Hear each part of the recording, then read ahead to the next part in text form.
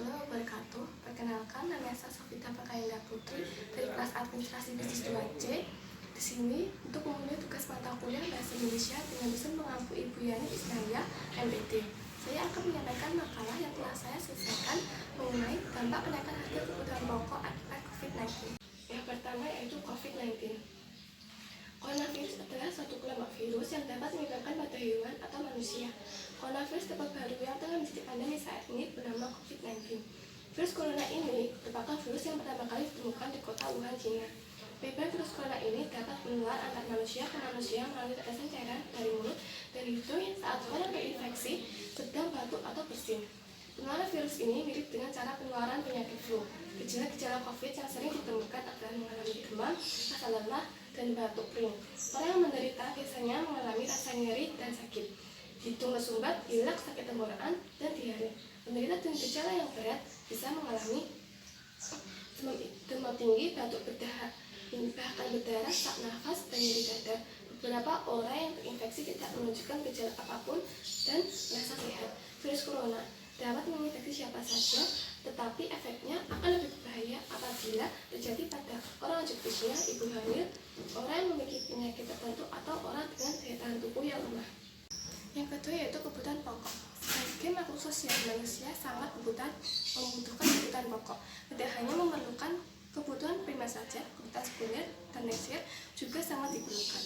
Semua itu untuk mencapai kecemasan, kesejahteraan, kecukupan sekaligus kenyamanan dalam mengarungi kehidupan. Kebutuhan pokok yang mendasar bagi setiap manusia terdiri dari kebutuhan sandang, pangan, dan papan.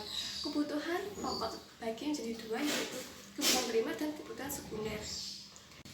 Kebutuhan primer adalah kebutuhan utama yang wajib dipenuhi oleh seseorang untuk dikatakan hidup layak sebagai manusia, serta untuk menjamin keberlangsungan hidup. Apabila kebutuhan primer tersebut tidak dapat terpenuhi, maka kebutuhan yang lain pun tidak bisa terpenuhi. Kebutuhan primer hanya meliputi sandang, pangan, dan makan. Sandang berupa kebutuhan manusia, yaitu pakaian. Pangan merupakan kebutuhan manusia berupa makanan. Papan merupakan kebutuhan manusia akan tempat tinggal.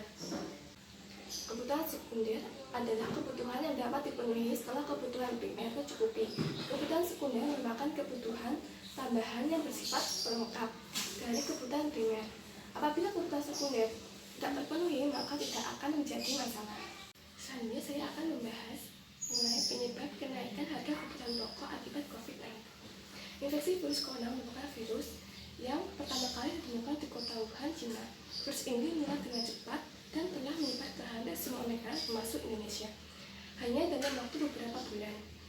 Menyebarnya pemberitahuan terkait penyebaran COVID-19 di Indonesia menyebabkan harga sejumlah kebutuhan pokok mengalami kenaikan seperti gula pasir, bawang putih, bawang merah, dan cabai rawit. Merebaknya pandemi COVID-19 berimplikasi terhadap lonjakan permintaan bahan kebutuhan pokok. Anjuran pemerintah agar masyarakat melakukan kegiatan bekerja, belajar, dan beribadah dari rumah mendorong masyarakat untuk melakukan pembelian sembako secara masif guna memenuhi persediaan hingga beberapa waktu mendatang, hingga menyebabkan panik buying. Kebutuhan melebihi normal dapat mempengaruhi suplai di pasar.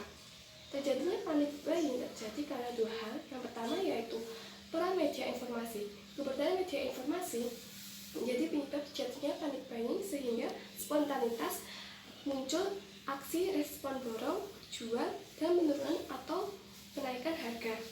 Yang kedua yaitu karena kebijakan pemerintah yang direspon oleh publik, seperti kebijakan social distancing dan lockdown. Tentunya sejumlah pusat aktivitas publik ini secara tidak langsung memberikan informasi bahwa stok produk yang ada di pasar akan jadi tertahan lama. Dalam ekonomi, maraknya orang yang memburu suatu barang dapat mempengaruhi sisi permintaan. Di tengah kondisi panik buying, masyarakat cenderung membeli barang lebih dari yang dibutuhkan. Maka akibatnya terjadi kelangkaan barang yang disebabkan ketidakseimbangan antara permintaan dan penawaran. Selanjutnya yaitu dampak kenaikan harga kebutuhan pokok bagi masyarakat.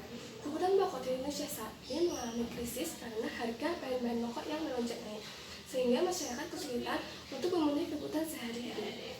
Kenaikan harga kebutuhan pokok sangat berdampak dan menyebabkan efek buruk terhadap masyarakat baik kalangan ke bawah maupun kalangan menengah ke atas, sehingga mendapat ketidakmampuan untuk memenuhi kehidupan sehari-hari. Pendapatan yang tidak mampu mengimbangi kebutuhan yang harus dipenuhi karena berlakunya social distancing di Indonesia. Hal itu berakibat kepada sistem perekonomian masyarakat Indonesia dan mempengaruhi pendapatan yang diperoleh masyarakat. Kenaikan harga kebutuhan pokok ini juga berakibat pada kesejahteraan rumah tangga yang sebelumnya dapat memenuhi hampir semua kebutuhannya. Tapi setelah langkanya bahan-bahan pokok, mereka mulai membatasi, dan hal ini dapat mengganggu ketentraman rumah tangga. Dampak ini juga berlaku bagi pekerja industri. Banyak perindustrian yang memangkas anggaran pembelian bahan produksi, sehingga banyak pekerja yang mengalami pengurangan beban kerja. Pengurangan kerja berarti terciptanya pengangguran. Hal ini menyebabkan tidak bisa untuk membeli kebutuhan pokok. Jadi kenaikan harga akan berdampak negatif pada suatu negara yang meliputi konsumen, produsen, dan pemerintah. Selanjutnya yaitu upaya pemerintah mengatasi kenaikan harga kebutuhan pokok. Guna melonjakkan harga kebutuhan pokok, langkah pertama yang harus ditempuh pemerintah yaitu memetakan secara akurat stok pangan nasional secara real time. Pemetaan stok dan harga pangan harus lebih intensif lagi sehingga dapat mendeteksi dini wilayah di mana saja yang berisiko terjadi rawan atau krisis pangan. Selanjutnya selain itu pemerintah harus lebih transparan dalam menginformasikan kepada publik terkait stok pangan dan strategi apa saja yang akan dilakukan guna menjaga stok pangan dan harga pangan tetap terjaga dalam batas aman. Sekian dari saya. Apabila ada salah kata, saya mohon maaf. Terima kasih. Wassalamualaikum warahmatullahi wabarakatuh.